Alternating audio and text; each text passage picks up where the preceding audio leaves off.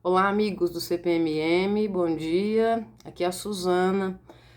Muitos têm relatado aí ao longo dos últimos dias, como nós estamos no período da quarentena em virtude da pandemia aí de Covid-19, uma dificuldade muito grande de estudar, de fazer a leitura do Evangelho ou de qualquer base ou doutrina, né, filosófica ou até mesmo sobre a doutrina espírita, uma dificuldade de concentração no geral. E uma das obras fundamentais, se não o grande pilar da doutrina espírita, é o Evangelho segundo o Espiritismo. Nós tivemos uma reunião do grupo base e eu sugeri como ideia que nós pudéssemos fazer comentários, fazer leituras e comentários sobre o Evangelho para conhecê-lo. Então, a partir desta quinta-feira e agora ao longo das próximas quintas-feiras, nós sempre vamos fazer a leitura do Evangelho, capítulo a capítulo, parte por parte, e vamos comentar, ok?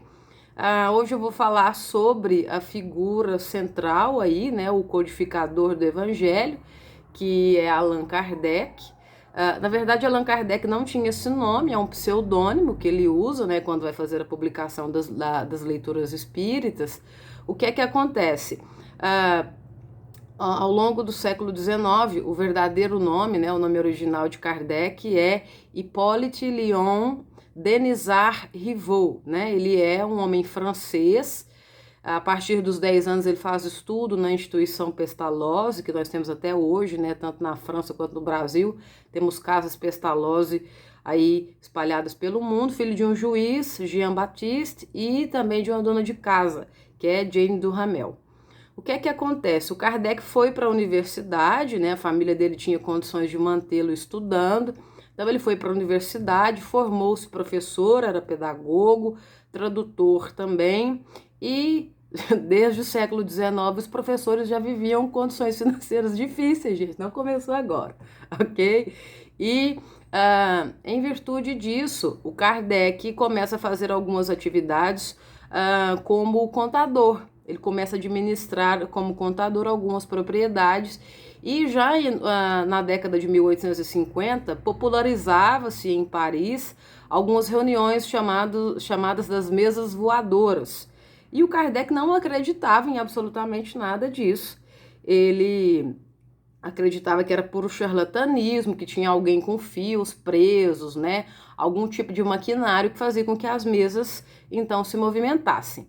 E ele foi convidado para poder fazer a administração de um desses espaços, né? A parte aí de contabilidade de um desses espaços, até que um dia ele constata que não havia absolutamente nenhum tipo de mecanismo e que as mesas realmente levitavam.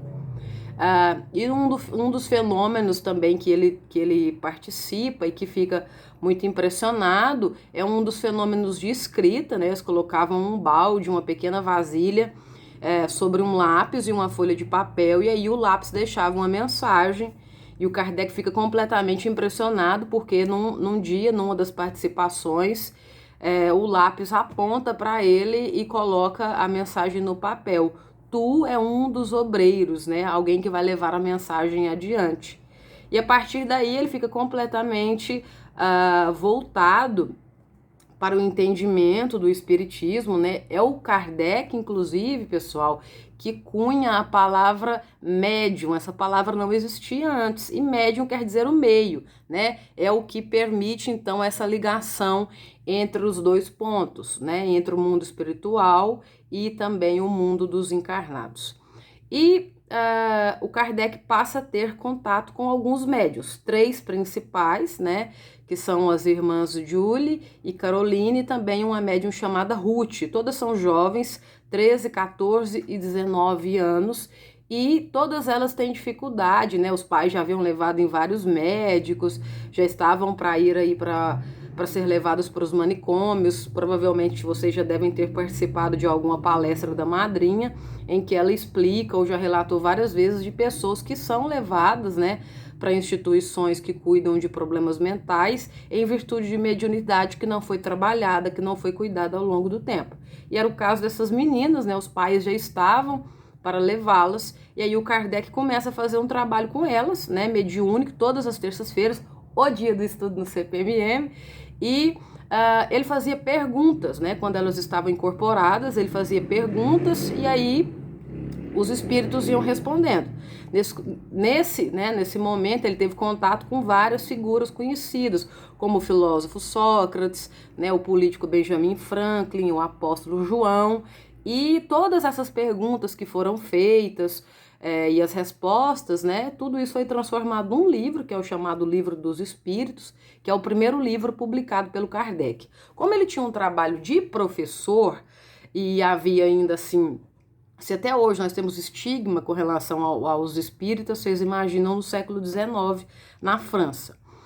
O que acontece? O Kardec resolve usar um pseudônimo. Um dos espíritos que sempre falava com ele se identificava como Zéfiro. E o Zéfiro disse o seguinte, Hipólite, numa das encarnações que eu te conheci, você era um sacerdote druida, né, do lado dos celtas, e você, na época do imperador Júlio César, né, no Império Romano, você usava o nome Allan Kardec. E aí ele resolve usar esse nome para poder publicar o livro. Evidentemente, a França, né, sempre tem uma efervescência muito grande com relação à literatura, e o livro foi um sucesso. Né, rapidamente, menos de 2 meses, todas as impressões já tinham sido vendidas e ele foi enviado à gráfica mais uma vez para uma publicação com um número maior de exemplares. E o livro começa a se espalhar pela Europa, né? A Igreja Católica, evidentemente, como diria o Rafa, ficou puta pra caramba em virtude disso, porque era considerado necromancia, né? Necromancia são as pessoas que fazem uso aí dos mortos para poder enviar mensagens, né? Para psicografar cartas. Na época, nós tínhamos esse nome, né? Os necromantes. E aí o que acontece? O bispo de Barcelona manda queimar os livros do Kardec. Inclusive essa cena dos livros sendo queimados, ela aparece no filme Kardec, disponível na Netflix. Quem interpreta o Kardec é o ator brasileiro Leonardo Medeiros, ok? E mesmo assim o Kardec continua fazendo o trabalho dele, né? E codifica, então, ele reúne várias mensagens. Através do Evangelho, a ideia é explicar, é trazer alento, é trazer condições. Por quê? Por mais que nós tenhamos uma variedade absurda de religiões, né? Vamos colocar aí, nós temos os católicos, os espíritas kardecistas, temos nós que somos ubandistas, os candoblecistas, os testemunhos de Jeová, as igrejas neopentecostais, que são, né, os chamados evangélicos, e o Sechonoye, Rosa Cruz, há uma variedade, né, budismo, de religiões muito grande. Mas uma coisa que não muda o ritual, alguns lugares podem uma coisa, outros lugares não podem. Na nossa casa mesmo nós temos esse exemplo, né? A madrinha sempre fala para nós, olha gente, isso é feito aqui, no CPMM, pode ser que em outro lugar você veja de um modo diferente, né? Isso é muito comum.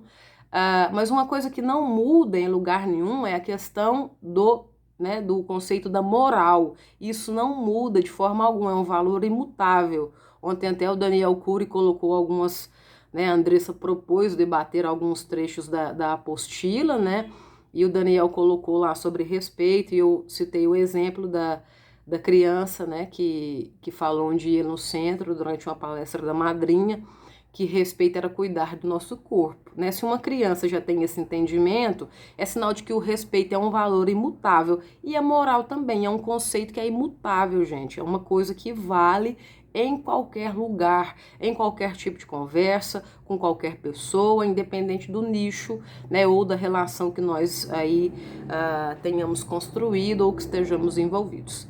Então, a partir das quintas-feiras agora, como eu já falei aí um pouco sobre a biografia do Kardec, o meu evangelho é este aqui, ó. Existem várias publicações, né, de editoras diferentes e tudo mais, então todos os dias nós vamos fazer uma pequena leitura. Hoje nós vamos ler o prefácio, né, e vamos dando sequência aí todas as quintas-feiras fazendo a leitura do Evangelho, ok? Eu vou abrir aqui o meu, vou fazer a leitura do prefácio. A ideia com o passar do tempo é ir melhorando os vídeos, ok, pessoal? Agora eu sou youtuber, dou aulas ao vivo, então vamos lá. Olhem só, quem quiser seguir depois aí, ok? O prefácio do Evangelho diz o seguinte: Os espíritos do Senhor, que são as virtudes dos céus, qual o imenso exército que se movimenta ao receber as ordens do seu comando, espalham-se por toda a superfície da terra.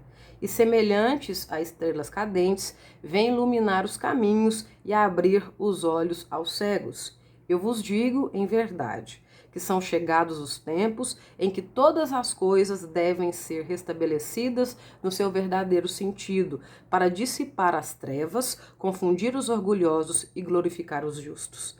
As grandes vozes do céu ressoam como o som de trombetas e o cântico dos anjos que lhes associam.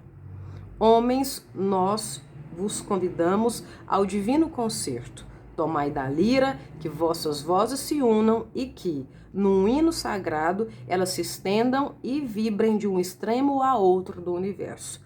Homens, irmãos a quem amamos, estamos juntos de vós. Amai-vos também uns aos outros e dizei do fundo do coração, fazendo as vontades do Pai que está no céu: Senhor, Senhor, e podereis entrar no reino dos céus. O Espírito de verdade. Então, este é o prefácio aí do Evangelho, dizendo coisas que nós já ouvimos, acredita a maioria de nós muitas vezes, né? Em outras palavras, sobre a força da coletividade, do pensamento positivo, que nós podemos, às vezes, com um simples pensamento positivo, desencadear toda uma corrente de efeitos que vai vibrar pelo planeta. Nesse momento em que as pessoas estão isoladas, que nós estamos aí com dificuldades para muitas coisas, atividades, né, costumeiras, todos nós tínhamos, o pensamento positivo é muito importante. Então não percam a esperança. O Evangelho é essa arma que nós temos, essa arma do bem, que carrega esperança, que carrega conceitos de amor, de paz, de muita verdade, mas acima de tudo de fé. Então mantenham a fé e todas as quintas-feiras agora, seguindo aí as novas atividades do CPMM durante a quarentena, nós vamos comentar um trecho do Evangelho, ok? Saudades de todos vocês, um beijo e um abraço para todos, fiquem com Deus e até a próxima.